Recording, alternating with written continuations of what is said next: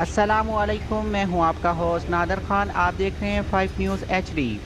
खबर शामिल करते हैं चनियोट से। हमारे नुमाइंदा खसूसी मोहम्मद निसार की रिपोर्ट के मुताबिक चनियोट में ज़िलाई इंतज़ामिया का कम पैमाना रखना और हेरा फेरी करने वाले पेट्रोल पंप मालिकान के खिलाफ crackdown. Deputy commissioner Chiniot Asim Javed का ज़िले के मुख्तलिफ पेट्रोल पंप्स का दौरा। असिस्टेंट कमिश्नर चनियोट बिलाल बिन अब्दुल हफीज़ और सिविल डिफेंस ऑफिसर भी हमरा थे। पेट्रोल पंप्स पर पैमाना रेट और हिफाजती आलात चेक किए गए।